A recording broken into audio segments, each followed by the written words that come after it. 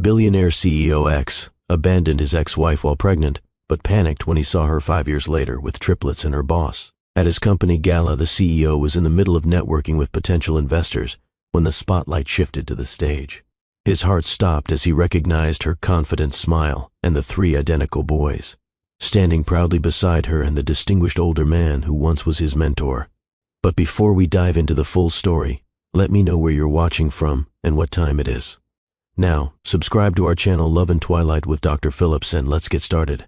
Boston, 2018. The Reynolds Investments office occupied 3 entire floors in the financial district with sprawling views of the harbor. Jasmine Washington, 28, senior marketing and strategy analyst, slipped into the executive bathroom on the 30th floor and stared at the pregnancy test in her trembling hands. Positive. The third test confirmed what the other 2 had already revealed. With honors from NYU, Jasmine had grown up in the Bronx with a single mother who worked double shifts as a nurse.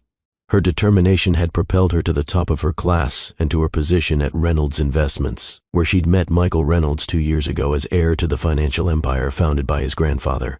Michael represented everything the American system revered. White, wealthy, from a traditional Boston family, Harvard-educated, and possessing a calculated charm that opened every door. Their relationship had begun as a corporate secret, but soon Michael had claimed her publicly, moving her into his penthouse apartment in Beacon Hill. For Jasmine, it seemed she was finally claiming her place in the American dream. Her colleagues viewed her as the lucky girl who had landed Boston's most eligible bachelor. She remembered their first meeting, the quarterly strategy review, where a data-driven presentation had caught his attention. "M. Washington," he'd said, lingering after everyone else had left. "Your insights on Asian market penetration were refreshing." His eyes had held something beyond professional interest, and Jasmine, despite her professional caution, had felt a flutter of excitement. Slipping the test into her purse, she checked her reflection in the mirror. No one would guess her secret yet. She straightened her Burberry blazer, a gift from Michael, and returned to her office to finish the quarterly projections before heading home to prepare dinner. That evening, while the meal she had carefully prepared grew cold on the Italian marble table, Jasmine took a deep breath and shared the news. "I'm pregnant, Michael. Actually, they're triplets." Michael, checking emails on his MacBook, slowly raised his eyes. His face, normally animated for cameras and investors, hardened. "Are you sure they're mine?" The question hit Jasmine like a slap. "How can you even ask that?" He closed his laptop with studied calm. "You know, this isn't the time. We're about to expand into Asia. The board is watching my every move. I'm not asking you to abandon your plans, Michael. I'm just sharing that we're having children." "Children?" He repeated the word as if it were a foreign term. "Do you really think the heir to Reynolds Investments can show up with a black woman from the Bronx and 3 mixed-race children at Boston High Society events? My parents would never accept it. The board would never accept it. It's 2018, Michael, not 1950. You're smart, Jasmine. You always have been, but you're also naive." He opened his desk drawer and pulled out a checkbook. "Let's resolve this like adults." "Resolve? There's nothing to resolve. I'm having these babies." Michael filled out a check with deliberate movements. $500,000, enough for a fresh start anywhere, away from Boston, away from me. Jasmine felt tears burning her eyes. "You're paying me to disappear. I'm offering you an opportunity. Be realistic, Jasmine. A black woman from the Bronx with 3 children. You'd be a burden to my corporate and family image." He slid the check across the table. "You were never enough for this world, Jasmine. You'll never be welcome in the circles I frequent. Do yourself a favor and disappear." The words penetrated like shards of ice. In 2 years of relationship, she had never imagined that behind the smiles and expensive gifts existed this man. Cold, calculating, cruel. "I want you out of my apartment by tomorrow." "Your apartment? We've lived together for a year. My name on the lease, my furniture, my address." He stood up, grabbing his coat. "I found your things already packed when I arrived. They're in storage. And oh, Sullivan from HR is awaiting your resignation letter. I don't need distractions in the company during this phase." Before she could respond, Michael left, leaving behind only the check on the table and the echo of his words, "Never enough." In the 24 hours that followed, Jasmine discovered her key no longer worked. Her corporate cards had been blocked and her professional email deactivated. Her contacts in common with Michael suddenly stopped answering her calls. The $500,000 check burned in her purse, money she refused to accept. 3 nights at Boston's South Station. That's how long Jasmine spent sleeping on benches, using the public bathroom, to wash up while trying to process what had happened to her life. Pregnant with triplets, jobless, without references, as Reynolds Investments was her only significant employment, homeless. On the 4th day, with only $237 in her checking account and constant pregnancy. Nausea, she called the one person she knew would never abandon her. Her mother, Loretta Washington.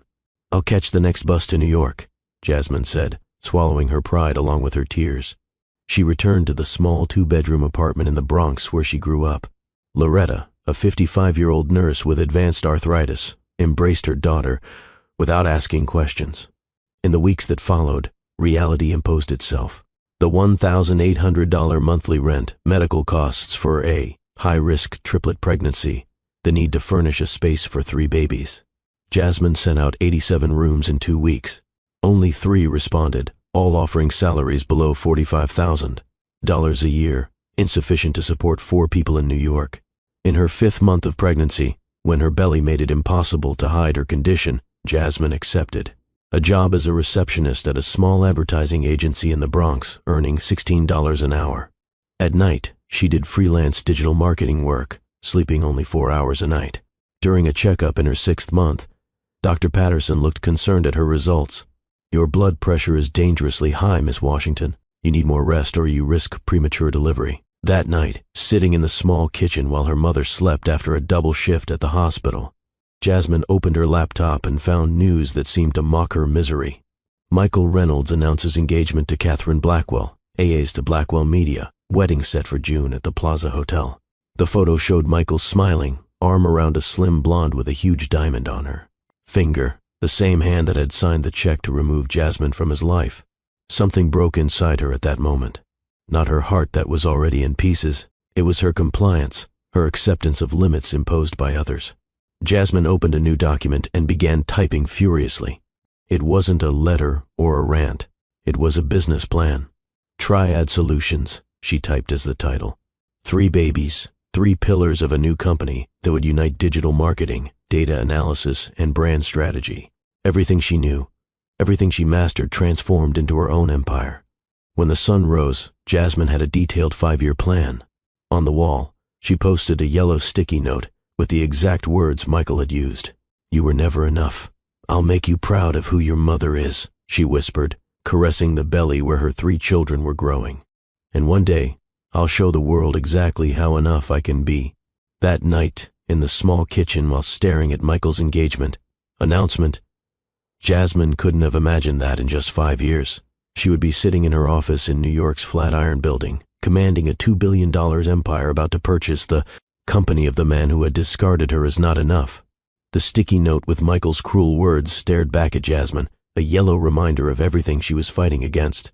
With only $237 left in her bank account and constant morning sickness that persisted throughout the day, Jasmine knew she had exhausted her options in Boston. Her fingers trembled as she dialed the number she knew by heart. "Mom." Her voice cracked despite her best efforts to sound composed. "Jasmine, baby, what's wrong?" Loretta Washington's voice, warm and concerned, flooded through the phone. Jasmine closed her eyes, leaning against the cold wall of the bus station. "I need to come home." "What happened? Are you okay?" "I'll explain everything when I see you. I'm going to catch the next bus to New York." There was a brief pause before Loretta said, "Your room is just like you left it, baby. Come home." Jasmine swallowed hard, pride and tears mingling in her throat. "I'll be there tonight." At the ticket counter, Jasmine counted out $67 for a one-way ticket to New York City. The cashier glanced at her visible pregnancy and then quickly averted her eyes. Jasmine had grown accustomed to these looks, pity mixed with judgment. The bus ride was uncomfortable, the seats too narrow for her expanding body.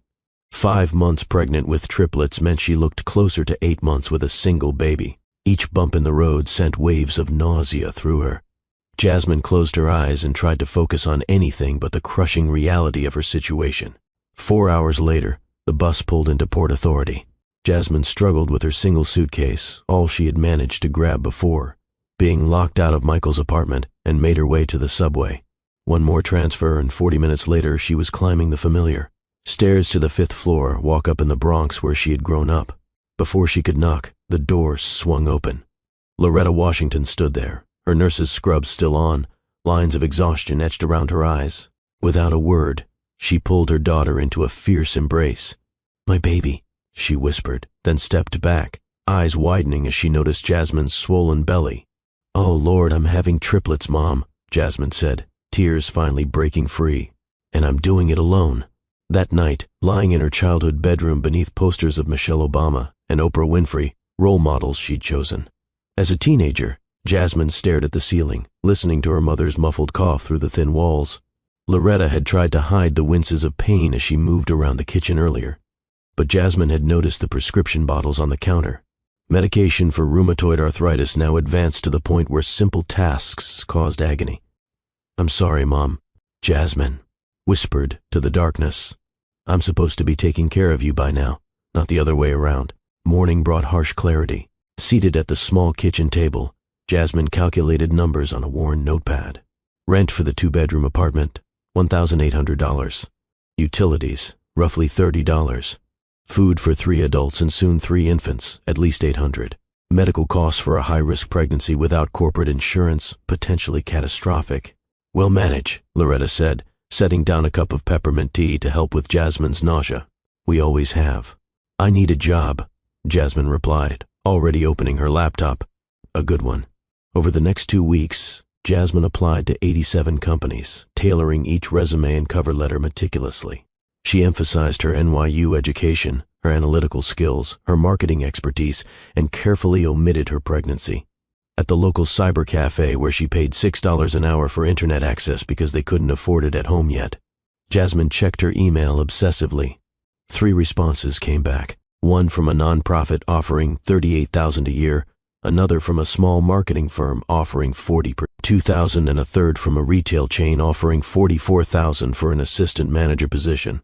None would cover their expenses. "What about Reynolds Investments?" Loretta asked one evening. "Don't they have a New York office?" Jasmine's face hardened. "I can't go back there. Michael would make sure I never get hired." She didn't tell her mother the full story, not about the check she'd torn up, not about Michael's cruel dismissal of her and their unborn children. She couldn't bear to see the pain and rage in her mother's eyes. By her 5th month of pregnancy, Jasmine's condition was impossible to hide. During an interview at a mid-sized advertising agency, the hiring manager's eyes kept drifting to her stomach. How far along are you?" he finally asked. 5 months, Jasmine replied evenly, with triplets. His expression shifted subtly. "And the father not in the picture." "I see." He shuffled the papers on his desk. "Well, we're actually looking for someone who can commit to long hours travel occasionally with your situation." Jasmine stood up, gathering her portfolio. "Thank you for your time."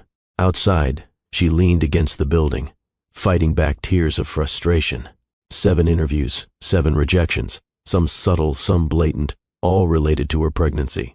The next day, scrolling through job listings at the cyber cafe, Jasmine saw an opening for a receptionist at a small advertising agency in the Bronx. $16 an hour, 30 hours a week. Not enough, but it was something. "It's what we have available now," the office manager, a woman named Gloria, told her after a brief interview. "But if you're as good as your resume suggests, there might be room for growth." That night, Jasmine updated her budget spreadsheet. Even with the receptionist job, they were short nearly $1,000 a month. She opened a new browser tab and searched freelance digital marketing jobs. Her new routine was punishing. Wake at 5, help her mother prepare for her hospital shift. Take the subway to the advertising agency by 8:30.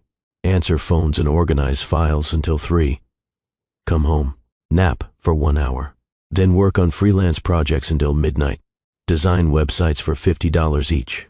Write social media copy for $20 per post. Create email marketing campaigns for $100.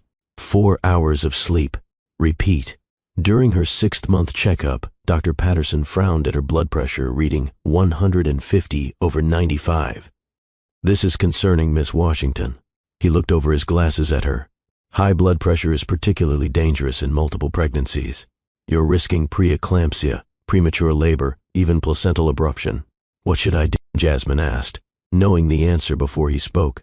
"Rest more. Reduce stress. Ideally, you should be on bed rest. Jasmine almost laughed. Rest? With bills piling up and 3 babies on the way?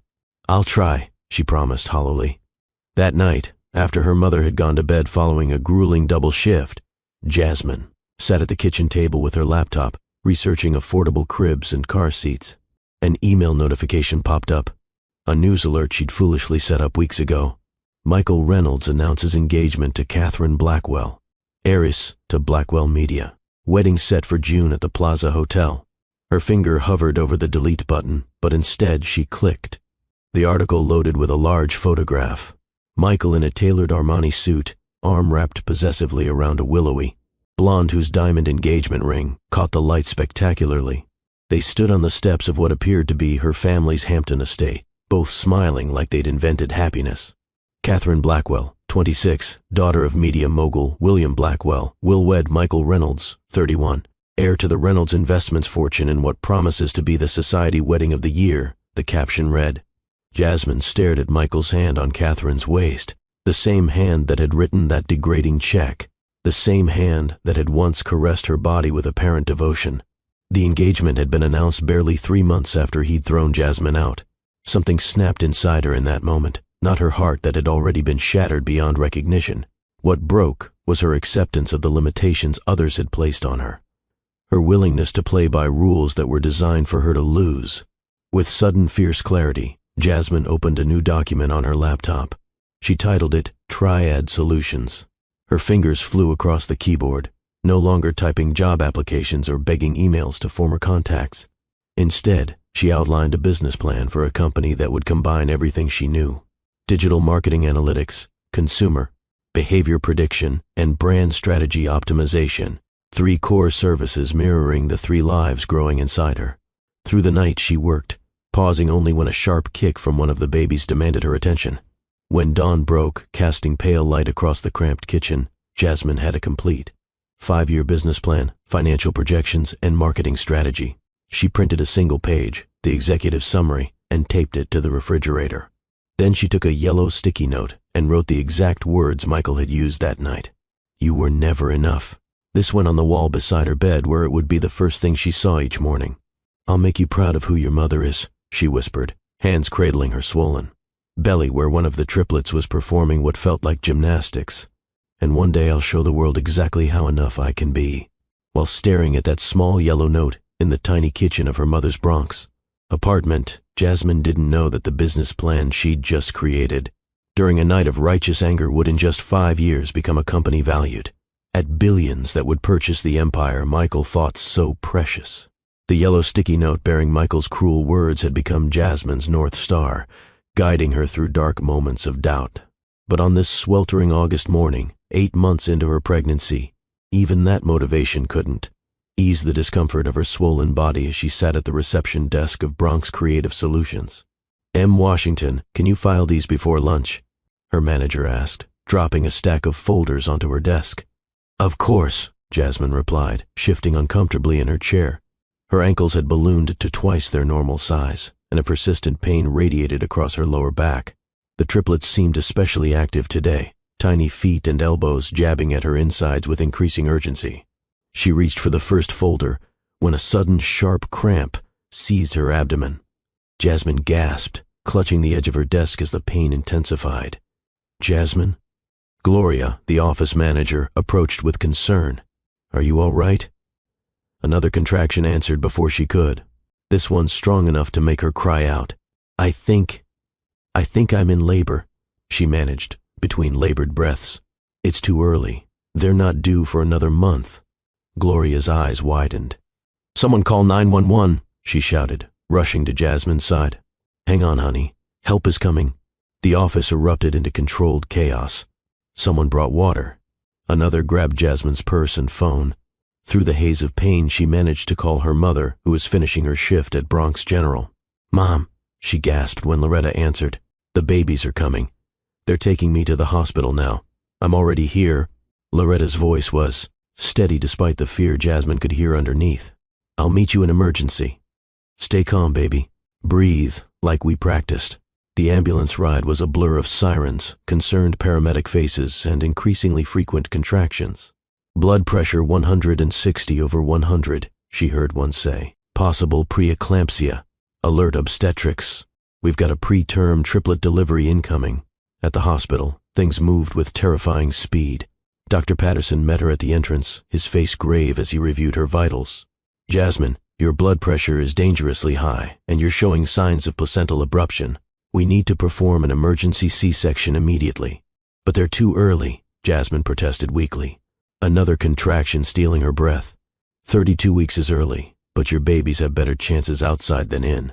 Right now, he explained, already directing nurses to prep her for surgery. Your mother is changing out of her scrubs. She'll be with you in a moment. Loretta appeared minutes later, her nurse's uniform exchanged for hospital-issued. Scrubs, her face a mask of professional calm that couldn't quite hide her terror. She grasped Jasmine's hand. I'm here, baby. Everything will be all right. Mom, I'm scared, Jasmine whispered as they wheeled her toward the operating room. I know, but you're stronger than you realize, Loretta replied, squeezing her hand. Your babies need that strength now. In the operating room, a spinal block numbed her from the chest down. Jasmine stared at the blue surgical drape erected across her midsection. Loretta's, hand firmly in hers, as Dr. Patterson and his team worked with focused intensity. First baby coming, he announced moments later. A tiny, indignant cry pierced the clinical atmosphere of the operating room. It's a boy, Dr. Patterson said briefly, holding up a minute red-faced infant before passing him to a waiting neonatal team. Tears streamed down Jasmine's face as two more cries joined the first within minutes. All boys, the doctor confirmed. They're small but fighting. Can I see them? Jasmine asked, straining to glimpse her sons. They need to go to the NICU immediately, a nurse explained gently. But they're all breathing on their own, which is excellent for 32 weekers. When Jasmine woke in recovery, her first sensation was emptiness. For months her body had been shared with 3 others, and now they were gone. Panic seized her until Loretta appeared at her bedside. The babies? Jasmine asked immediately. They're doing well, Loretta assured her, though Jasmine could see the worry behind her smile. 4 lb each, give or take an ounce. They're in incubators, but the neonatologist says their lungs are surprisingly mature. A nurse entered with 3 Polaroid photos. Would you like to see your sons? Jasmine reached for the photos with trembling hands. 3 tiny faces, eyes, scrunched closed, tubes and wires connecting their minuscule bodies to machines. Despite their medical trappings, she could already see hints of their father. In their features, the shape of their noses, the curve of their brows. They're beautiful, she whispered. Later that evening, a hospital administrator knocked softly on her door. Miss Washington, I'm Craig Daniels from Patient Financial Services. Do you have a moment to discuss your situation? Jasmine nodded tiredly, her body empty from surgery, her heart empty from separation from her babies. And now came the financial reality she'd been dreading. I understand you have limited insurance coverage, he began delicately. I'm on the basic plan through my employer, Jasmine confirmed. I've only been there 3 months. Daniels nodded sympathetically. The NICU costs approximately $5,000 per day per baby.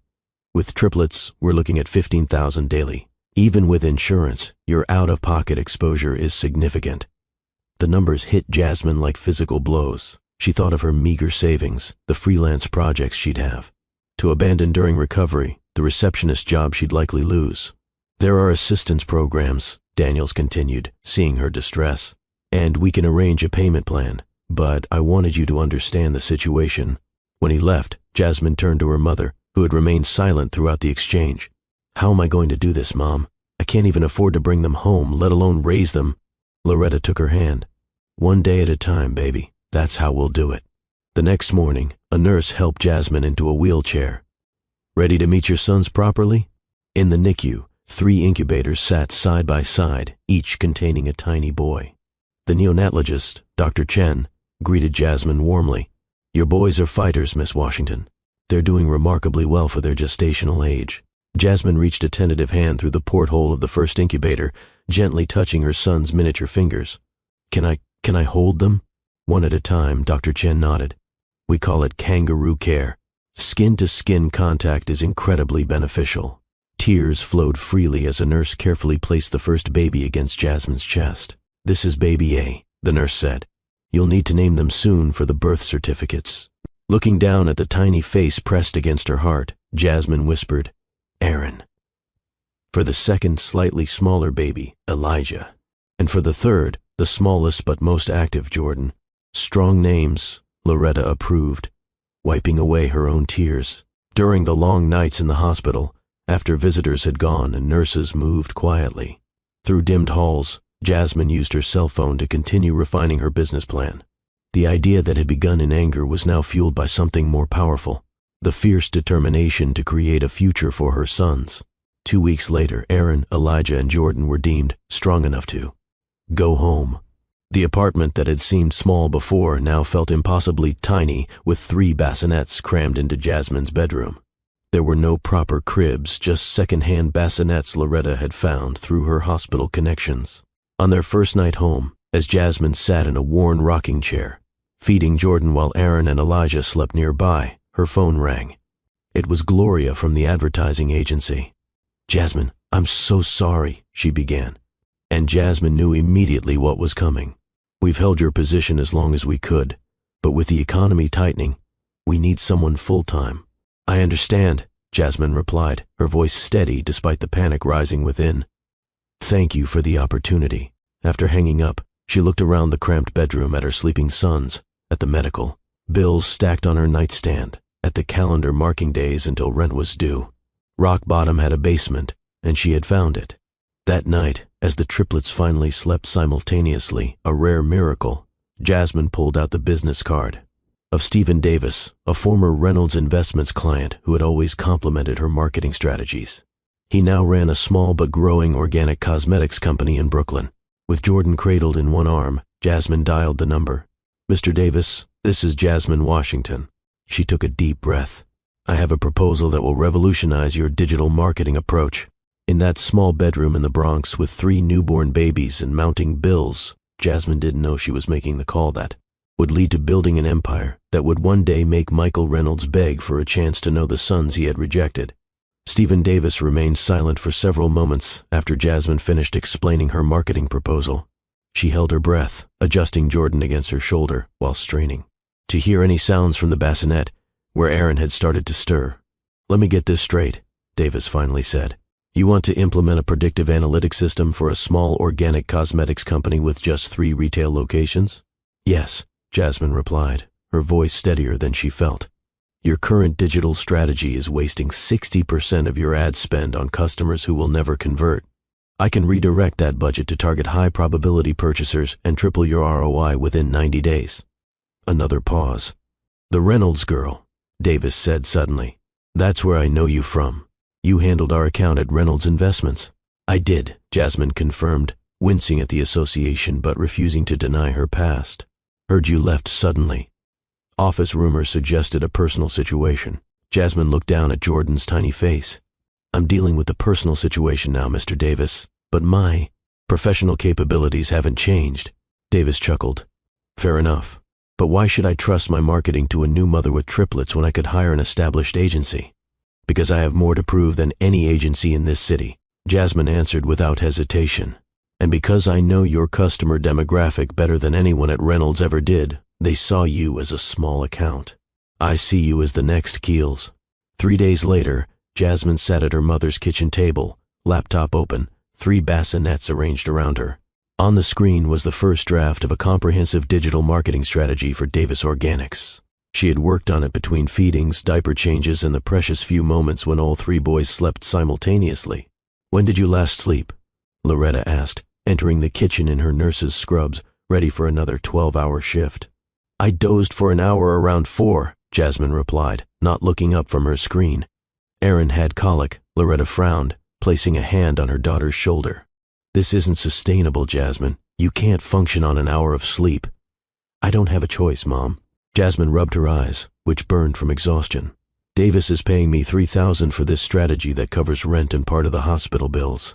As if on cue, Elijah began to cry, his wails soon joined by his brothers in perfect harmony. The triplet effect, one starts, all follow, had become the soundtrack of their lives. "I've got them," Loretta sighed. "Finish your work, but promise me you'll sleep when I get back tonight." 3 weeks into implementing her strategy for Davis Organics, Jasmine's phone rang at 2 in the morning. She answered immediately, having learned to wake fully at the slightest sound. "Jasmine, it's Stephen Davis. I know it's late, but I just saw the analytics dashboard." "What the hell did you do?" Her heart sank. "Is there a problem with the numbers?" "Problem? Our online sales are up 87%. We had to restock our signature face oil twice this week. I've been in this business 15 years and never seen a spike like this." Relief washed over her. "I told you the targeting was inefficient. We're reaching the right customers now. I need you to expand this. Full digital marketing overhaul. Whatever you were going to charge, double it." After hanging up, Jasmine allowed herself a moment of pure joy twirling around the small bedroom where her son slept. Miracle of miracles simultaneously. This was it, the first real validation of her business concept. Not just a freelance gig, but the foundation of what Triad Solutions could become. The next morning, she accidentally spilled coffee over her carefully prepared analytics reports while trying to soothe the screaming Elijah. Looking down at the ruined papers, Jasmine felt tears of frustration building. "I can't do this," she whispered, overwhelmed by the impossible juggling act of motherhood and entrepreneurship. Then her eyes fell on the yellow sticky note she'd transferred from the wall to her laptop. "You were never enough." Michael's words meant to diminish her now served as perverse motivation. Jasmine took a deep breath, placed Elijah in his swing, and reprinted the reports. She would be enough. She had to be. By the time the triplets were 6 months old, Davis Organics had tripled its online sales. Stephen Davis became Jasmine's evangelist, recommending her to other small business owners in Brooklyn and Queens. She developed a proprietary algorithm that analyzed customer behavior patterns and predicted purchasing likelihood with unprecedented accuracy. Working from the kitchen table was no longer feasible as her client list grew. The boys were becoming more mobile, more curious, more demanding of space. Jasmine needed an office, a real one.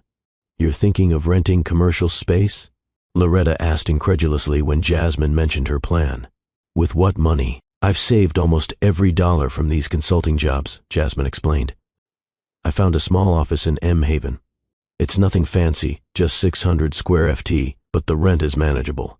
And the boys, they'll come with me until I can afford childcare."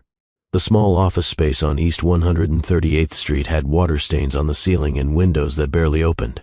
But to Jasmine, it represented the first real step toward building her company. She furnished it with second-hand desks from a business liquidation sale, set up a play area for the boys in one corner, and officially registered Triad Solutions LLC. Her client roster grew to 11 small businesses, each paying monthly retainers for her digital marketing services. The algorithm she'd developed continued to show remarkable results consistently, outperforming traditional marketing approaches for a fraction of the cost. As word spread, Jasmine realized she needed help. The workload had become impossible to manage alone, especially with 3 increasingly active babies. After interviews with several candidates, she hired Marcus Williams, a recent computer science graduate from City College who, despite his impressive coding skills, had been unable to find employment. "Why hasn't anyone hired you?" Jasmine asked during his interview. Genuinely perplexed by his qualifications, Marcus smiled woefully. "Being a 6 feet 4 inches black man with dreadlocks tends to make tech recruiters nervous, no matter how good my GitHub portfolio is." "Their loss," Jasmine said, offering him the job on the spot. "I need someone who can help refine my predictive algorithm. The salary isn't competitive with Google, but there's equity if we succeed." With Marcus handling the technical development, Jasmine could focus on client acquisition and strategy. The office became a peculiar blend of startup and daycare, with the triplets crawling between boxes of computer equipment while Jasmine and Marcus worked furiously to meet deadlines. When Aaron developed a high fever one night, Jasmine found herself in the emergency room, laptop balanced on her knees as she put finishing touches on a presentation due the next morning. The attending physician raised an eyebrow at the sight. "Work emergency?" Jasmine explained simply. "And this little guy's emergency?" the doctor asked, examining Aaron. "Equally important. I'm handling both." The doctor, a woman about Jasmine's age, nodded with unexpected understanding. "Single mom?" "Yes, triplets." "Impressive. Most people would be falling apart." Jasmine looked down at Aaron's flushed face. "Not an option." 3 days later, Davis invited Jasmine to present her results to a group of local business owners at a networking event in Brooklyn. Standing before them, in the only professional outfit that still fit her post-pregnancy. She spoke with quiet confidence about the success of her approach. "She transformed my business," Davis told the assembled entrepreneurs. "Whatever she's charging, it's worth double." That night, Jasmine received 5 new client inquiries. For the first time since the triplets' birth, she allowed herself to believe that Triad Solutions might actually succeed, that her vision of building something meaningful from the ashes of Michael's rejection wasn't just a desperate fantasy. As the boys approached their first birthday, Jasmine hired a second employee, a part-time administrative assistant who doubled as emergency childcare when client meetings demanded her full attention. The algorithm continued to evolve, delivering increasingly impressive results as Marcus refined its capabilities.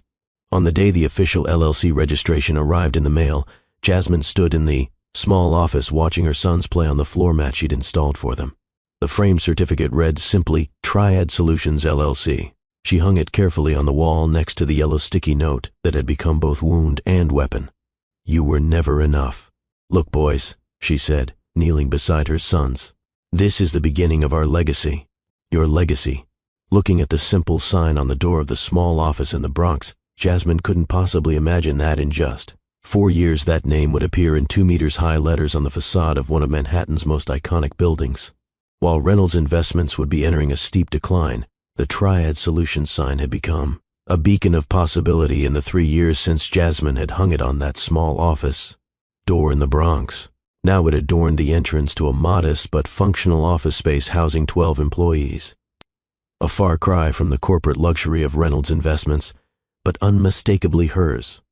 Jasmine navigated between desks cluttered with computer monitors and marketing materials, stepping carefully around a colorful playmat where the triplets were absorbed in an educational game on their tablets. "Mama Mirror," Jordan called out, holding up his tablet to show her a completed Spanish language exercise.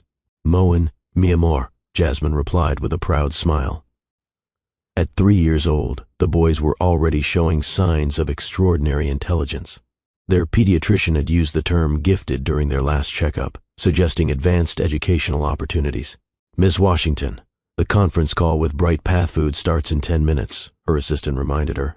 "Thanks, Alicia. Boys, Tia Alicia will watch you while Mommy has her meeting."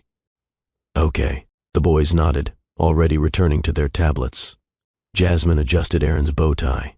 He had a preschool presentation that afternoon and had insisted on dressing formally like Mommy does for work.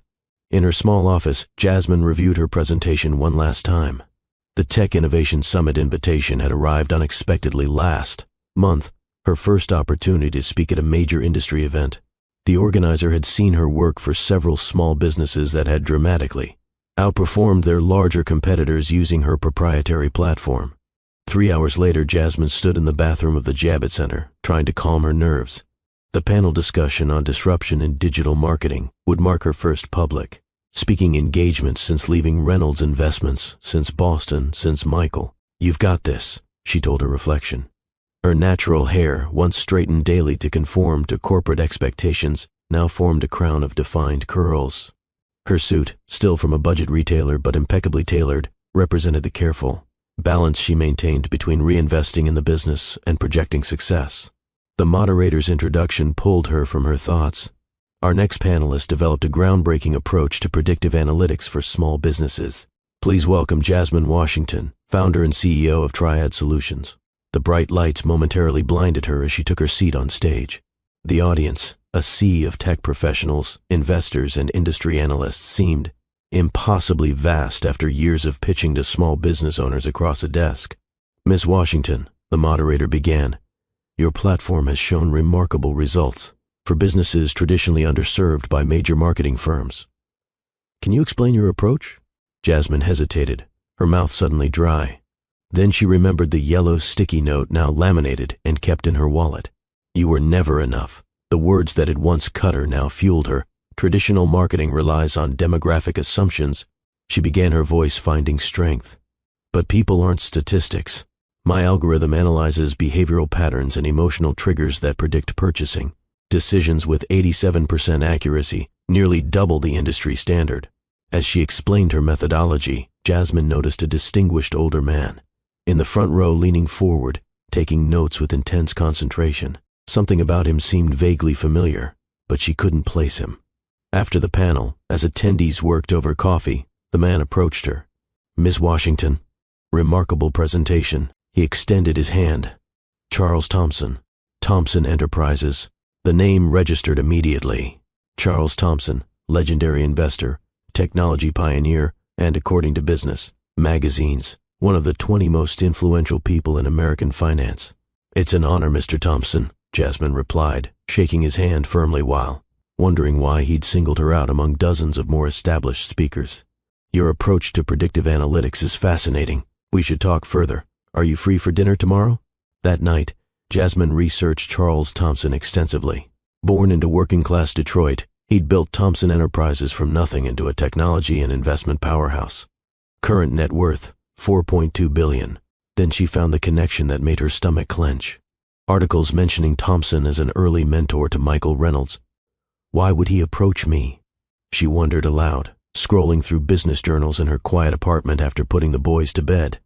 Is this some kind of trap? Did Michael send him? Despite her suspicions, Jasmine couldn't ignore the opportunity. Meeting with Thompson could mean connections, potential investment, legitimacy in circles that had previously been closed to her. She agreed to meet him at a quiet cafe in Greenwich Village, rather than the upscale restaurant he'd suggested. "Testing my reaction to a downgrade in venue?" Thompson asked with surprising candor when they met the following afternoon. His eyes, sharp but not unkind, assessed her. "Ensuring neutral territory," Jasmine replied honestly. Thompson smiled. "Smart. You've built something remarkable, Ms. Washington. I've spent the last 24 hours reviewing everything I could find about Triad Solutions. Your results are consistently exceptional. Thank you. We work hard. I'd like to see a demonstration of your platform, the real thing, not a polished investor presentation." "I don't have an investor presentation," Jasmine admitted. "I've never sought outside funding." Thompson's eyebrows rose. "Even more impressive. Tomorrow at my office, bring your actual working model." The Thompson Enterprises headquarters in Midtown occupied 30 floors of a gleaming skyscraper, the kind of corporate monument Jasmine had once dreamed of working in. Now sitting across from Charles Thompson in his minimalist office, she felt strangely calm as she opened her laptop. "This is our current algorithm," she explained, navigating through the interface. "It aggregates consumer behavior data, identifies emotional triggers in purchasing patterns, and predicts conversion likelihood with specific messaging approaches."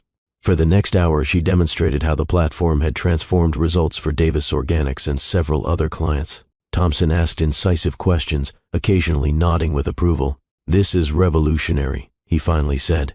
"You've created something that combines artificial intelligence with behavioral psychology at a level even Google hasn't achieved." Jasmine waited, sensing there was more. "I know Michael Reynolds," Thompson said suddenly, his tone measured. "I was his mentor early in his career." Jasmine's face remained carefully neutral. "I'm aware I left the Reynolds Investments Board 2 years ago due to ethical disagreements with their leadership approach." Thompson leaned forward. "I've always disapproved of how Michael conducts business and personal matters." The implication hung in the air. How much did he know about her history with Michael? "My interest in your company has nothing to do with Michael Reynolds," Thompson continued. "It's about recognizing extraordinary talent and vision. I want to invest in Triad Solutions." Jasmine felt lightheaded. "May I ask why?" "You typically invest in established companies or cutting-edge tech startups. We're neither, but you will be." Thompson smiled. "I'm offering $50 million for 15% equity." The number struck Jasmine like a physical blow. $50 million, an implied valuation of over $330 million for her small company born from rejection and desperation. "That would mean I retain controlling interest," she said carefully. "Absolutely. I want to accelerate what you're building, not take it over." Thompson's eyes crinkled. "I invest in people first, ideas second. You, Miss Washington, are the most impressive person I've met in years." 1 week later, surrounded by lawyers in Thompson's conference room, Jasmine signed the papers that made the investment official. Her hands didn't tremble, though her heart raced. 3 years of working from a kitchen table, of balancing babies and business plans, of proving her worth to clients who initially doubted her, had led to this moment. "Congratulations, partner," Thompson said as cameras flashed to document the historic agreement. That evening, Jasmine called her mother with news that made Loretta weep with joy. "Mom, I think we just became millionaires." Later, sitting on the floor of their small apartment with her sons, Jasmine showed them the signed contract. "See this paper? It means we can buy a new home, a better one. With a yard?" Aaron asked hopefully. "Yes, with a yard," Jasmine promised, her eyes filling with tears of relief and vindication. While signing the contract that valued her company at hundreds of millions, Jasmine didn't imagine that this would be merely the first step of a partnership that would not only transform her life, but eventually give her the power to acquire Reynolds Investments itself, leaving Michael Reynolds effectively working for her. The contract with Thompson Enterprises transformed Triad Solutions overnight. While the $50 million investment represented extraordinary validation, it was the doors that suddenly opened. Doors that had been firmly closed to a single black mother from the Bronx that truly changed everything. "The Flatiron District?" Jasmine asked, staring at the real estate prospectus Charles had placed before her. "This is prime Manhattan office space. Location matters in this industry," Charles replied, his eyes twinkling. "Your technology deserves a showcase worthy of its innovation. Plus, clients take you more seriously when you're not operating out of a converted storage room in the Bronx." 2 weeks later, Jasmine stood in the center of a gleaming office space occupying half of the 23rd floor in one of the Flatiron District's most prestigious buildings. Floor-to-ceiling windows offered panoramic views of Manhattan, while the interior featured polished concrete floors, exposed brick walls, and space for up to 50 employees. "This is really ours?" Marcus asked, the company's first employee, still unable to believe their rapid ascent. "All ours," Jasmine confirmed, watching as the movers brought in sleek, modern desks and ergonomic chairs, a far cry from the second-hand furniture they'd been using. With the new headquarters came rapid expansion. Jasmine poached top talent from major tech firms and marketing agencies, offering competitive salaries and something more valuable, equity in a company that industry insiders were suddenly calling the next big thing. In 18 months, Triad Solutions grew from 12 employees to 300, occupying 3 full floors of the building. The company's proprietary algorithm, now called Emotional IQ, expanded beyond retail marketing into healthcare, finance, and entertainment, predicting consumer behavior with uncanny accuracy. As revenue exploded, so did Jasmine's personal wealth. The girl who once had $237 in her bank account now had a net worth approaching $100 million. "We need to discuss your living situation," Charles said during one of their weekly strategy sessions. "What's wrong with where I live?" Jasmine asked defensively.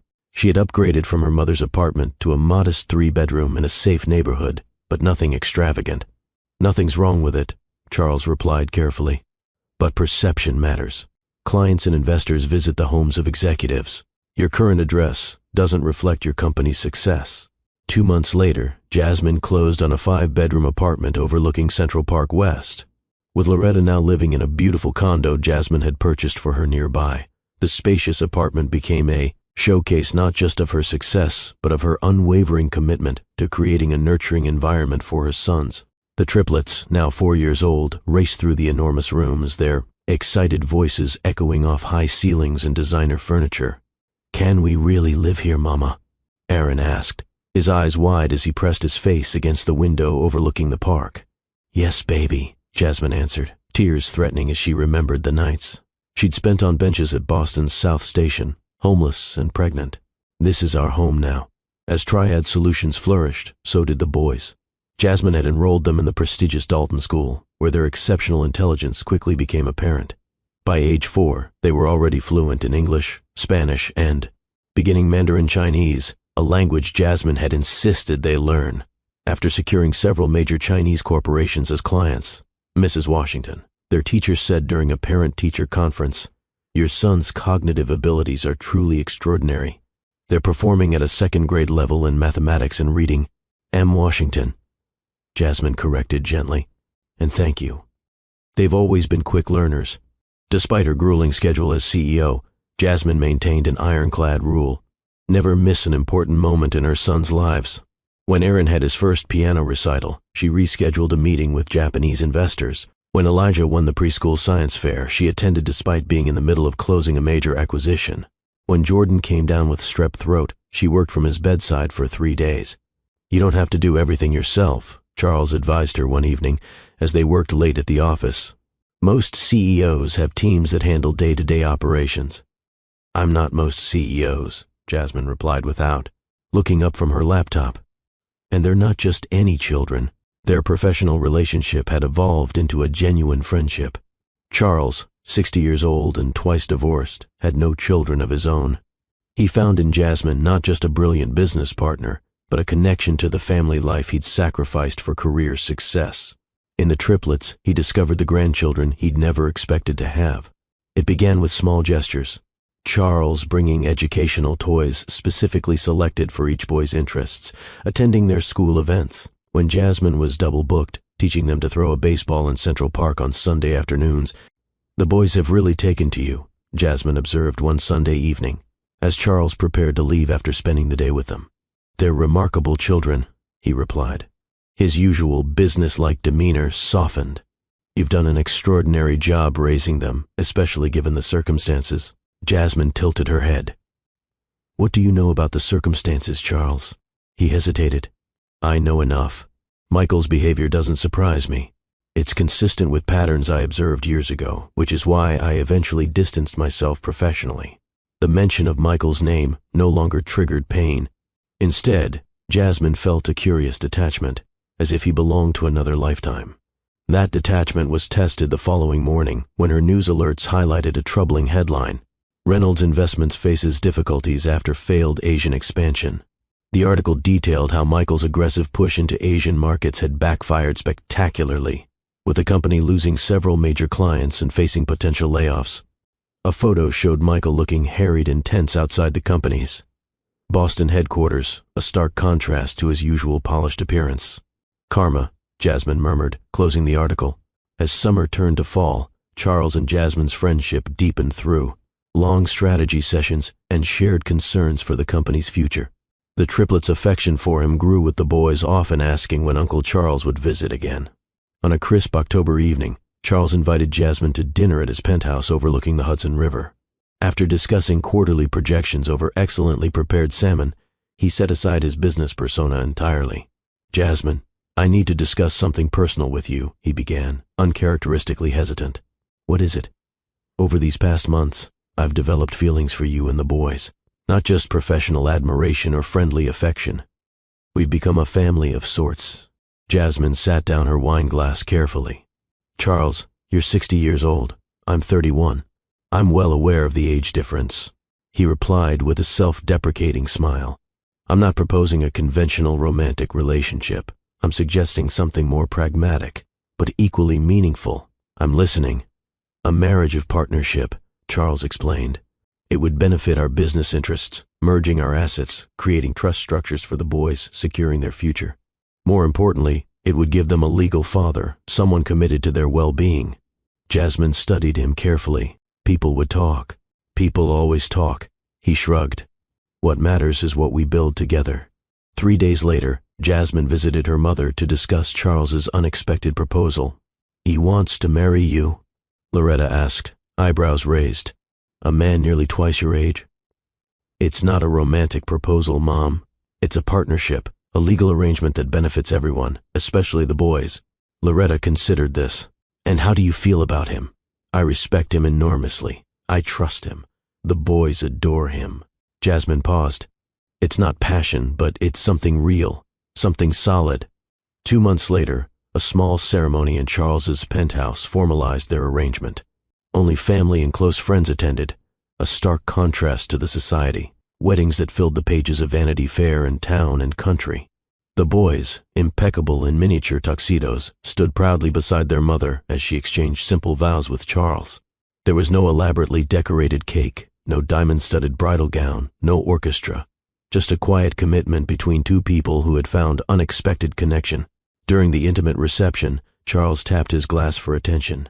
Today marks not just my marriage to an extraordinary woman, he announced, his voice thick with emotion, but also my formal adoption of 3 extraordinary boys. Aaron, Elijah, and Jordan are now legally, and in every way that matters, my sons. Tears streamed down Jasmine's face as the boys rushed to hug Charles, their small arms wrapped tightly around his legs. This was something Michael had never offered, something she had never expected to find. A man who saw her children not as burdens or complications, but as treasures. Later that evening, as guests departed and the boys slept soundly in their rooms, Charles showed Jasmine a document he'd been saving for this moment. Financial reports indicating that Reynolds Investments was seeking potential buyers after continued losses in the Asian market. Something to consider for the future, he said simply. In that small wedding celebration, as Charles announced the official adoption of the boys, no one could imagine that in less than a year, Jasmine Washington Thompson would be sitting at the negotiating table, preparing to acquire controlling interest in the company of the man who had once declared she would never be enough for his world. The documents Charles had shown Jasmine after their wedding celebration planted a seed that grew steadily over the following months. Reynolds Investments, the company that had once been her employer, the foundation of Michael's identity, the place where he had discarded her when she became inconvenient, was weakening. The thought lingered in the back of her mind as Triad Solutions continued its meteoric rise. 1 year after their wedding, Jasmine stood at the window of her corner office, in the Flatiron Building, watching Manhattan's relentless rhythm below. The Triad Solutions logo, 3 interlocking triangles representing data, emotion, and behavior, now adorn the building's entrance. Forbes had valued the company at $2 billion in their latest issue, featuring Jasmine on the cover with the headline, "The Digital Revolution Has a Name, Jasmine Washington Thompson and the $2 billion Empire." "Ms. Washington, your 3 is here," her executive assistant announced through the intercom. "Thank you, Claire. And remember, I need to leave by 5 for Jordan's piano recital. Already arranged the car service, and Dr. Thompson called. He'll meet you there." Jasmine smiled at the mention of Charles. Despite their unconventional arrangement, he had become an exceptional father to the boys, attending every school event, helping with homework, and providing the stable male presence she had worried they might never have. Completing her PhD in behavioral analysis at Harvard while running Triad Solutions had been grueling, but the credential added academic legitimacy to her revolutionary approach. The ceremony 3 months ago, with Charles and the boys watching proudly from the audience, had been a moment of profound vindication. Later that evening, after Jordan's flawless rendition of Beethoven's Furies earned him enthusiastic applause, the family returned to their Central Park apartment. The triplets, now 5 years old and already showing distinct personalities, raced to their playroom to continue a Mandarin language exercise they'd started earlier. "Their Mandarin teacher says they're nearly conversational already," Jasmine remarked, slipping off her heels. "Not surprising," Charles replied, loosening his tie. "They've inherited their mother's exceptional intelligence and determination." He paused, his expression shifting to something more serious. "Speaking of inheritance, we need to discuss something important. Can we talk in my study?" In the book-lined room that had become Charles's domain within their shared home, he pulled out a file marked confidential and placed it on his desk. "Reynolds Investments is officially for sale," he stated without preamble. Jasmine felt an odd sensation, not quite shock, not quite excitement. "How bad is it?" "Worse than the financial press knows," Charles replied, opening the file to reveal detailed reports. Michael made catastrophic investments in Asia, high-risk ventures that looked impressive on quarterly reports, but had no sustainable foundation. They've lost 5 major clients in the last quarter alone. Jasmine studied the numbers, her analytical mind quickly grasping the implications. "They're hemorrhaging cash and reputation," Charles added. "The Reynolds name doesn't carry the weight it once did. The board is quietly seeking buyers before word spreads further." Jasmine leaned back in her chair, contemplating the information. "Are you suggesting what I think you're suggesting?" Charles's eyes twinkled. "Triad Solutions has the capital. We've been looking to expand into wealth management.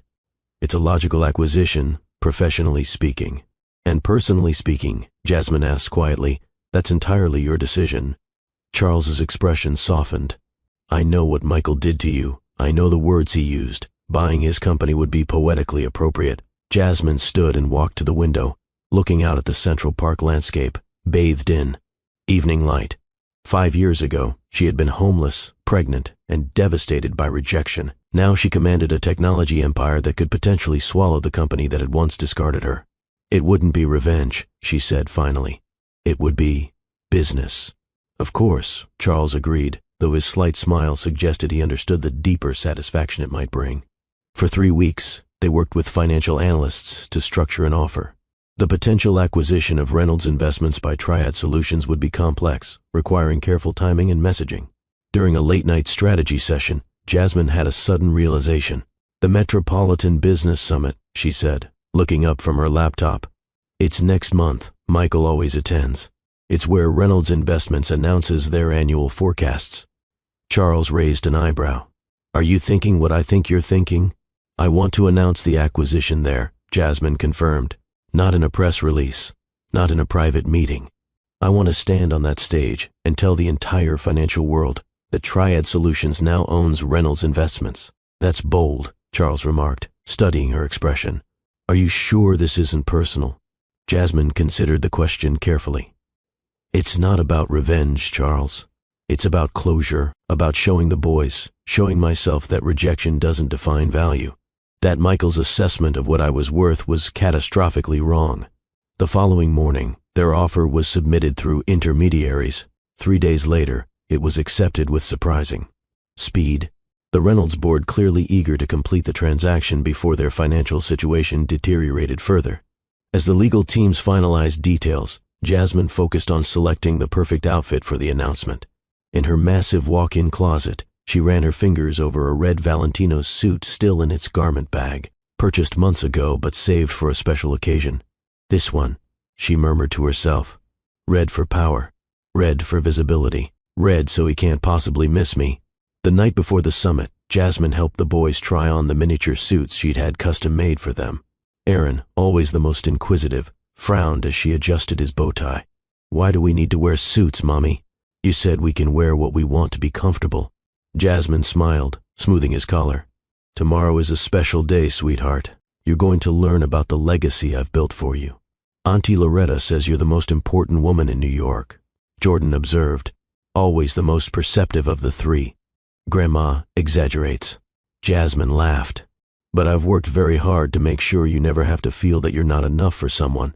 After putting the boys to bed, Jasmine stepped onto the terrace of their apartment. Below, Manhattan's lights sparkled like witnesses to her journey. In 5 years, she had transformed $500 into a company valued at $2 billion. She had built a secure home for her children. She had conquered a sector dominated by white men who had initially dismissed her as a curiosity at best, an interloper at worst. Tomorrow the circle would close when she faced Michael for the first time since that night in Boston. As she prepared for bed, Jasmine took the laminated yellow sticky note from her wallet. "You were never enough," and placed it on her nightstand. Tomorrow would be the last day she would carry it. After the announcement, she would finally be free to discard it, just as Michael had once discarded her. In her dreams that night, she didn't see Michael's face or relive the humiliation of his rejection. Instead, she saw her sons standing tall, proud of their mother, secure in their worth. She saw herself not as the desperate pregnant woman sleeping on station benches, but as the architect of her own destiny. Morning arrived with crystalline clarity. As Jasmine dressed in the red Valentino suit, applied her makeup with precision, and styled her natural hair into a crown of defined curls, she felt no anxiety, only a profound sense of rightness. Charles, impeccable in a charcoal Tom Ford suit, helped the boys with their final preparations. "Ready to make history?" he asked her with a warm smile. "Ready to close a chapter?" she replied, taking one last look at the sticky note before leaving it behind on her dresser. While contemplating the lights of New York on the eve of the big announcement, Jasmine couldn't imagine the expression on Michael's face when he realized that the woman he had discarded as insufficient now owned his company, his family legacy, and most devastating to his ego, that the 3 identical boys at her side were the sons he never knew. The lights of Manhattan seemed to affirm Jasmine's decision as the Thompson family car glided toward the Mandarin Oriental. Today was not about revenge. It was about completion. Charles squeezed her hand reassuringly while the triplets, perfect miniatures of elegance in their custom suits, whispered excitedly in Mandarin about the skyscrapers towering above them. The Metropolitan Business Summit represented the pinnacle of financial influence in America, held annually in the Mandarin Oriental's grand ballroom overlooking Central Park. It gathered the 500 most powerful CEOs, investors, and industry leaders to discuss economic trends and showcase major corporate announcements. Michael Reynolds arrived alone. His Hermes tie, once a confident statement, now seemed like overcompensation as he adjusted it nervously before entering the venue. At 36, He still possessed the patrician features and Harvard-polished charm that had opened doors throughout his life. But new worry lines etched his forehead, and his once perfect smile appeared strained as he greeted former associates. "Need to maintain appearances," he muttered to himself, accepting a glass of bourbon from a passing waiter. The last 2 years had been brutal for Reynolds Investments. His ambitious Asian expansion had collapsed spectacularly, hemorrhaging capital and clients.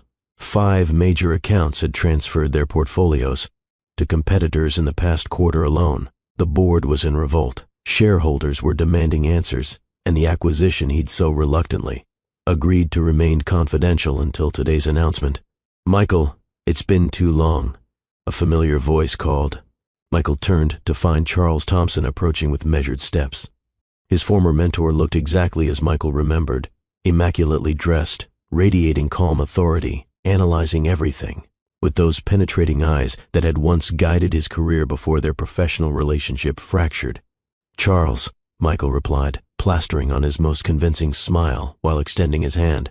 "Good to see you. I've heard rumors you're working on something significant."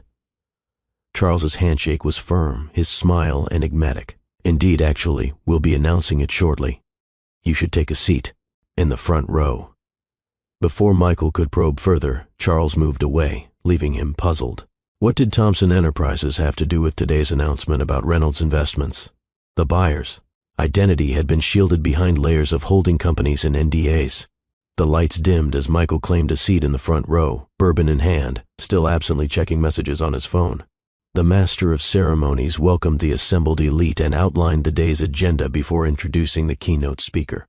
"Ladies and gentlemen, we begin with one of the most significant partnership announcements of the year. Thompson Enterprises is proud to present our new partner and my official successor. As CEO, the founder of Triad Solutions, now valued at $2 billion. A woman who transformed digital marketing and predictive analytics." Michael took another sip of bourbon, half listening while responding to an urgent text from his CFO about further client departures. "Please welcome Jasmine Washington Thompson and family." The name jolted Michael's attention to the stage. It couldn't be surely a coincidence. But as he looked up, his world collapsed into a singularity of shock.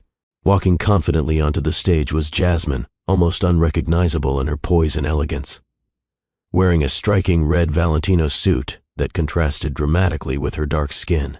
Her hair, once straightened to conform to corporate expectations, now proudly displayed natural curls in a modern, powerful cut. Michael choked on his bourbon when he saw 3 identical boys following her, each wearing perfectly tailored miniature executive suits. Denial was impossible. The boys had his bone structure, his chin, but skin several shades darker and curly hair like Jasmine's. "As founder and CEO of Triad Solutions," Jasmine began, her melodious voice resonating throughout the hushed ballroom, "I'm pleased to announce that we have just acquired majority ownership in Reynolds Investments, expanding our portfolio into wealth management and international investments." The room erupted in applause while Michael felt blood draining from his face. His company. She had bought his company. "Boston taught me that some people see value only in surnames and bank accounts." Jasmine continued, looking directly at Michael for the first time. "But Manhattan showed me that true value is built with integrity, tireless work, and the courage to transform you'll never be enough into an empire." Curious glances alternated between Jasmine on stage and Michael in the front row. Whispers began as people noticed the undeniable resemblance between the boys and the visibly disturbed man. "I'd like to introduce the next generation of Triad Solutions, Aaron, Elijah, and Jordan Washington Thompson, my 5-year-old sons and now minority shareholders in Reynolds Investments." The 3 boys waved to the audience with surprising confidence for children so young. One of them, Michael, couldn't distinguish which, looked directly at him with the same penetrating eyes he saw in the mirror every morning. "Michael Reynolds." Charles's voice returned to the microphone. "Your presence is requested on stage for the formalization of the transition." Hundreds of pairs of eyes turned toward Michael. His knees trembled as he stood, walking like a man toward the gallows. In 5 years, he had gone from prince of Boston's financial elite to a debt-ridden executive, whose company had just been purchased by the woman he had abandoned while pregnant. On stage, Jasmine extended her hand for a formal shake, her face a mask of professionalism. The touch of her skin sent an electric current through Michael's arm. Memories of what he had thrown away. "Mr. Reynolds," Jasmine said in a strictly professional tone. Triad Solutions values your experience and hopes you'll remain with the company during the transition. Jasmine, he began quietly. Miss Washington, please. She corrected him with a polite smile for the cameras. Or Dr. Washington, if you prefer to acknowledge my PhD in behavioral analysis from Harvard that I completed last year. Camera flashes exploded as Charles Thompson finalized the acquisition details. When the event transitioned to the cocktail reception, Michael finally managed a relatively private moment with Jasmine near the bar. You planned this, he accused in a low voice. You knew I would be here. Not everything, Jasmine replied calmly, accepting a champagne flute from a waiter. I didn't plan for your company to nearly fail due to mismanagement. That was your achievement. Those boys, they're your biological children? Yes. Your legal children? No. Charles Thompson adopted them 3 years ago when we married. Michael felt as if he'd been punched in the stomach. You married Charles? He's old enough to be your father. Always so obsessed with appearances. Jasmine shook her head. Charles is my business partner and the boy's legal father. Our marriage was a strategic and emotional decision that benefited all of us. You can't keep my children away from me. I have rights. Jasmine took a sip of champagne before responding. Rights? Interesting that you mention that now. I have recorded every word from that night in Boston. You would be a burden to my corporate and family image. Do yourself a favor and disappear. Remember that? I kept that check, you know. I never cashed it. A CNBC reporter approached with a microphone and camera. Ms. Washington, could we have a statement about the acquisition? Certainly. Jasmine smiled professionally. Reynolds Investments has an important legacy that Triad Solutions intends to honor even as we implement necessary changes. Mr. Reynolds here has agreed to stay on as a consultant, reporting directly to our Junior Executive Committee. Junior Executive Committee, asked the reporter. Yes, an innovative program we've created to introduce young talent to the corporate world from an early age. My sons Aaron, Elijah, and Jordan will be the first participants, overseeing specific projects under adult supervision, of course. Michael paused, realizing the implication. He would report to the very children he had rejected. As the reporter moved away, Jasmine leaned closer to Michael. The boys' office hours are from 4 to 5 on Thursdays. They're particularly interested in learning about failed Asian market expansions. A cautionary tale, you might say. Before Michael could respond, she turned away to greet a group of admiring investors, leaving him standing alone, just as he had left her 5 years ago. Looking around the magnificent ballroom where he had once commanded respect, Michael now saw only curious or pitying glances. His fiancée would soon learn about the triplets from the inevitable media coverage. His mother would discover the grandchildren he had denied. His remaining clients would question his judgment even more deeply. In a single announcement, Jasmine Washington Thompson had not taken revenge. She had simply allowed his own actions to catch up with him in the most public way possible. While the photographers captured the historic handshake, no one besides. Jasmine and Michael understood the true significance of that moment. But the next morning, when the New York Post would splash the headline, Wall, Street Drama CEO buys company of man who abandoned her pregnant with triplets, the entire world would learn the truth Michael had tried to bury 5 years earlier. The cameras continued to flash around Jasmine and Michael as they stood locked in. That historic handshake, her grip firm and unyielding, his increasingly clammy. To the onlookers, it appeared to be a standard business formality. Only the two of them understood the seismic shift occurring beneath the polished marble floor of the Mandarin Oriental ballroom. Dawn broke over Manhattan the following morning, with headlines that shattered whatever remained of Michael Reynolds' carefully constructed facade. The Wall Street Journal's front page declared, "The redemption of Jasmine Washington, from fired analyst to billionaire CEO." Bloomberg published an extensive profile titled, "The Triad Solutions Empire, How a Single Mother Revolutionized Digital Marketing." But it was the New York Post that delivered the killing blow with its sensationalist headline. Wall Street Drama CEO buys company of man who abandoned her pregnant with triplets. The accompanying photo showed Jasmine in her commanding red Valentino suit standing confidently beside the 3 boys, with Michael looking ashen in the background. Michael awoke to his phone exploding with notifications.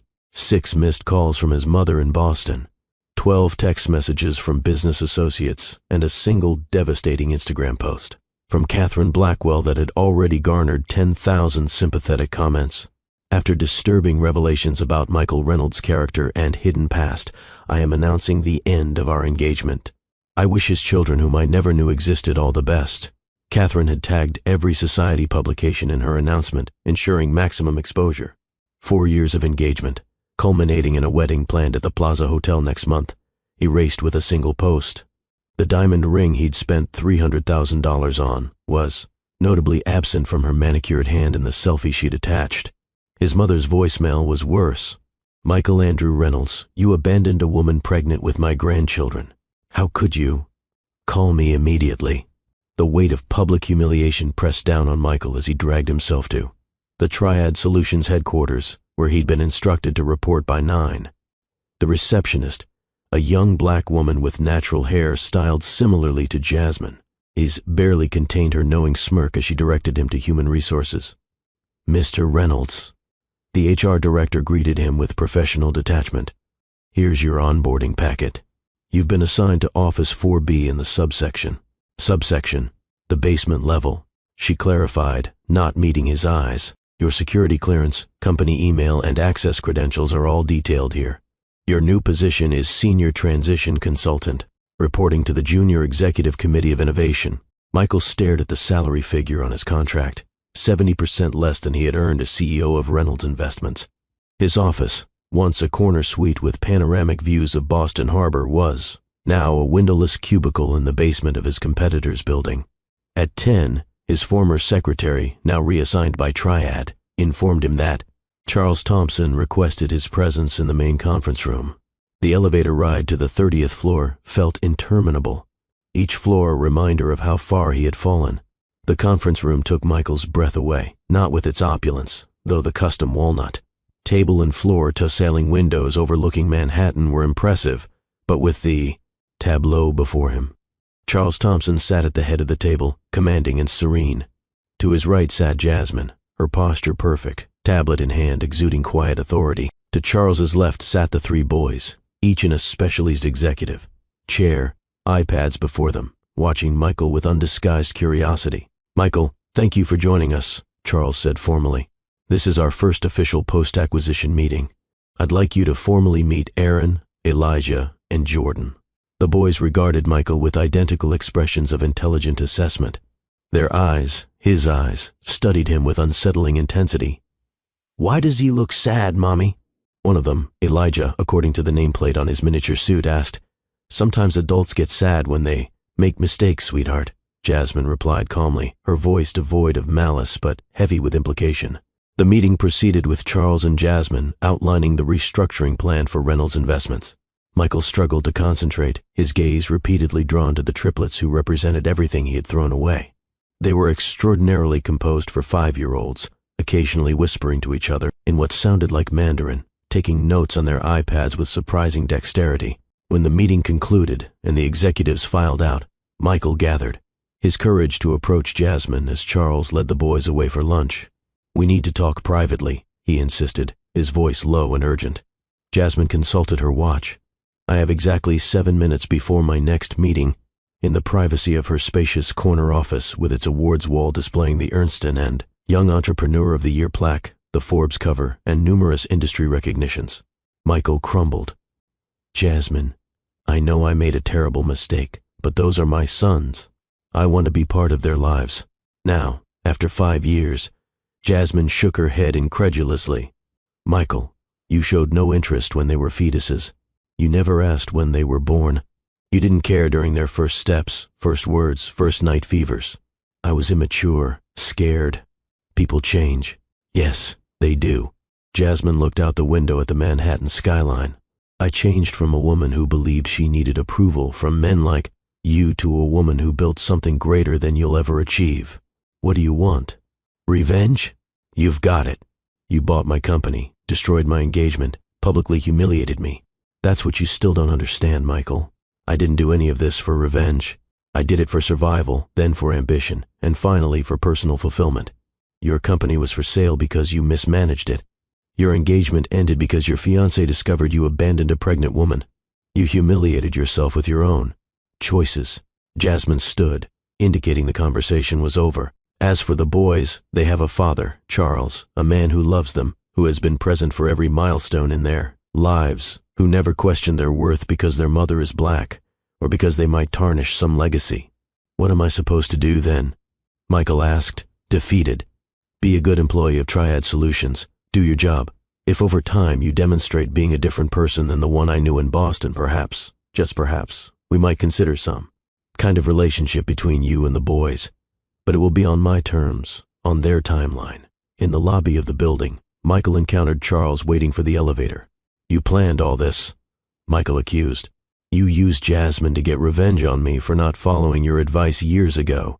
Charles laughed. Michael, your ego has always been your biggest problem. Jasmine approached me with a brilliant business plan, not a sad story. I invested in her because she's a business genius. I married her because she's an extraordinary woman. I adopted the boys because I love them as if they were my own. You were merely an irrelevant detail in the equation. The elevator doors closed on Charles's amused expression, leaving Michael alone in the vast lobby, surrounded by people rushing purposefully to meetings and opportunities that no longer included him. The name Reynolds, once his birthright and source of power, now belonged to Jasmine Washington Thompson, the woman he had deemed not enough. That afternoon, his mother called again. This time he answered, "How could you, Michael?" Barbara Reynolds' voice trembled with rage and disappointment. "I raised you better than this, Mom. It's complicated." "No, it's not," she interrupted. "You abandoned your own children because their mother wasn't from our social circle. That's not complicated. It's despicable. I'm trying to fix it," he protested weakly. "Fix it?" His mother laughed bitterly. "That woman built a $2 billion company while raising your children alone. She doesn't need you to fix anything. It's you who needs fixing, Michael." The conversation ended with his mother informing him she would be contacting Jasmine directly about meeting her grandchildren regardless of his situation. That evening, alone in his Beacon Hill apartment, now feeling cavernous and empty without Catherine. His presence, Michael stared at the online articles detailing his public fall from grace. Former associates were distancing themselves. The Reynolds Investments Board had released a statement welcoming the fresh leadership of Triad Solutions. Catherine's family had publicly rescinded his membership to their exclusive country club.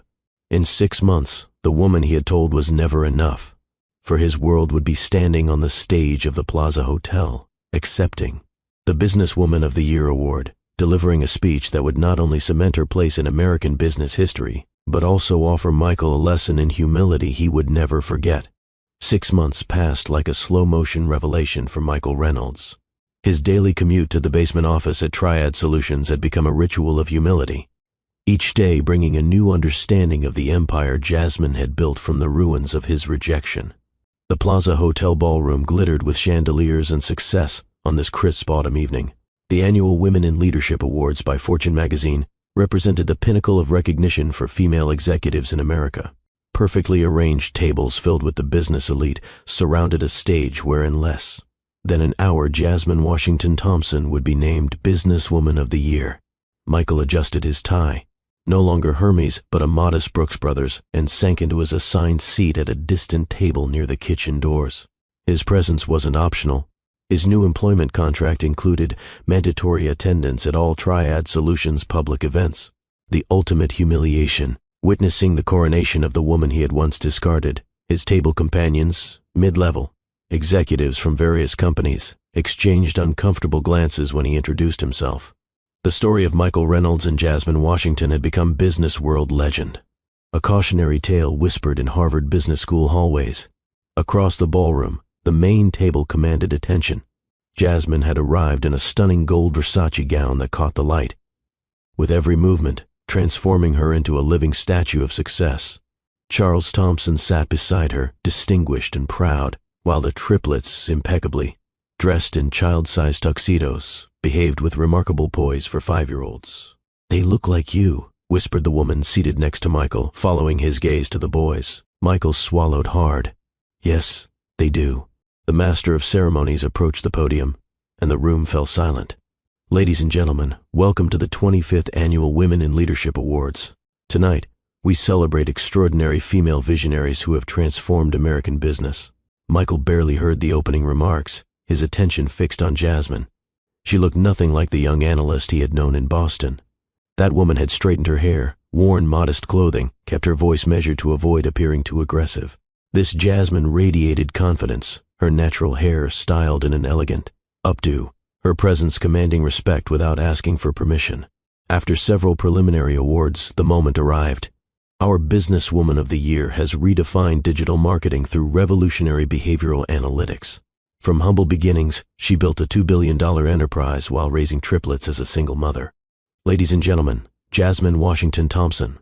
The ballroom erupted in thunderous applause as Jasmine rose gracefully. The triplets beamed with pride, clapping enthusiastically for their mother. Michael found himself applauding too, the sound hollow against the roaring ovations surrounding him. Standing at the podium, Crystal Award in hand, Jasmine surveyed the audience with the measured confidence of someone who had earned every molecule of oxygen she breathed. 5 years ago, she began, her voice clear and resonant. A man told me that 3 black children and a single mother from the Bronx would never be welcome in places like this. Today, my sons are majority shareholders in the company that bought his. The audience applauded again, many glancing curiously in Michael's direction. He felt heat rising in his face, shame burning through his carefully constructed composure. He slowly stood, intending to slip out discreetly. Michael Reynolds, Jasmine continued, surprising everyone by addressing him directly, discovered the hard way that character trumps inheritance, that integrity outweighs privilege, and that the people you judge insufficient today may be the ones deciding your fate tomorrow. Michael froze between tables, paralyzed by the weight of hundreds of eyes and whispers surrounding him. But this isn't a story about revenge, Jasmine concluded, her voice softening. It's about consequences, about building something greater than hatred, about raising 3 extraordinary boys who will know to value people by character, not skin color or bank account. Thank you. As Jasmine left the stage to a standing ovation, Michael finally comprehended the magnitude of what he had lost. Not just a family or a company, but the chance to be a better person alongside an extraordinary woman. The remainder of the evening passed in blur. Michael remained seated, accepting occasional pitying glances from passing executives. He watched from afar as business leaders lined up to congratulate Jasmine, to connect with Charles, even to interact with the triplets, who demonstrated remarkable articulation and poise for their age. When the crowd began to disperse, Michael found himself approaching their table, drawn by a force beyond his control. Jasmine looked up, her expression neutral, as he stopped before her. "Congratulations," he said, the word inadequate against the weight of their history. "Thank you, Michael," she replied evenly.